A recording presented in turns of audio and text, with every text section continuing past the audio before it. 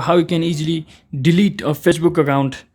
So without any further ado, let's get started. First, simply head over to your Facebook account, and once you are inside your Facebook, simply head over to your settings option from the hamburger menu, and inside settings you have to find see more in this account center option. You simply click on it, and once you click on it, you head over to your personal detail in the account settings. Once you click on it, as you can see here, account ownership and control, and once you click inside of it, you will see the option called deactivation or deletion. Simply click on it, and once again simply click on your profile, and I want to delete my account. I will click on the delete account option and click on continue, and it will just ask you to for a reason to delete account. I will simply click on any one of them and simply click on continue, and simply click on continue, and it will ask you to enter your password for the last time probably, and I will simply give it